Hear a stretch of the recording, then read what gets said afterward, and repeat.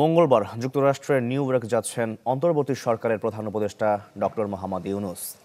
জাতিসংঘ সাধারণ পরিষদের অধিবেশনে ভাষণ দেবেন ২৭শে সেপ্টেম্বর। তুলে ধরবেন জুলাই আগস্টের ছাত্র জনতার আন্দোলন। সাইডলাইনে প্রথমবারের মতো বৈঠক করবেন মার্কিন প্রেসিডেন্ট জো বাইডেনের সঙ্গে। নিউ ইয়র্ক থেকে মাহফুজ কামালের রিপোর্ট। ঢালাইয়ের সেরা প্রিমিয়ার সিমেন্ট। জাতিসংঘ সাধারণ পরিষদের ৭৯তম অধিবেশন। প্রতি বছর বিশ্ব নেতারা এক ছাদের নিচে আসেন নিউ ইয়র্কের এই জাতিসংঘ সদর দপ্তরে। বাংলাদেশের জন্য এবারের অধিবেশন নানা দিক থেকে গুরুত্বের দাবিদার। এ বছরই জাতিসংঘ সদস্যপদ পাওয়ার ৫০ বছর পূর্ণ হচ্ছে বাংলাদেশের। এর পাশাপাশি পরিবর্তিত রাজনৈতিক বাস্তবতায় প্রধান উপদেষ্টা হিসেবে অধিবেশনে যোগ দিবেন ডক্টর মোহাম্মদ ইউনূস। মঙ্গলবার যুক্তরাষ্ট্রে পৌঁছে আগামী শুক্রবার জাতিসংঘ সাধারণ অধিবেশনে বক্তৃতা দেবেন।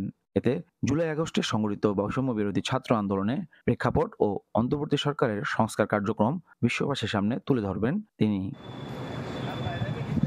৩ দিন যুক্তরাষ্ট্র অবস্থান করবেন প্রধান উপদেষ্টা।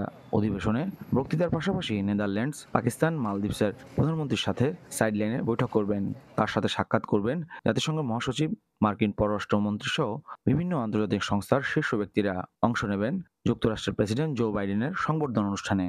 ২৭ সেপ্টেম্বর মাননীয় প্রধান উপদেষ্টা জাতিসংঘ সাধারণ পরিষদের সাধারণ বিতর্কে পর্বে তার বক্তব্য রাখবেন। তিনি তার বক্তব্যে বিগত ২ মাসে বাংলাদেশে ঘটে যাওয়া অভাবনীয় গণ-অভ্যুত্থানের বিবরণ ও আগামী দিনে জনভিত্তিক, কল্যাণমুখী ও জনস্বার্থে নিবেদিত একটি রাষ্ট্র ব্যবস্থা গড়ে তোলার দৃঢ় প্রত্যয় বিশ্ব দরবারে তুলে ধরবেন বলে আমরা আশা করছি। এ সফরে সিএনএন সহ আরও কিছু আন্তর্জাতিক গণমাধ্যমে সাক্ষাৎকার দেওয়ার সফরসূচিতে আছে প্রধান উপদেষ্টার। সাধারণ অধিবেশন ঘিরে জোরদার করা হয়েছে পুরো নিউ ইয়র্কের নিরাপত্তা। একদিকে দেশের ভঙ্গুর অর্থনীতি, অপর সম্ভাবনার বাংলাদেশ। এরই মাঝে অগ্রনায়ক হিসেবে এসছেন ডক্টর মোহাম্মদ ইউনূস।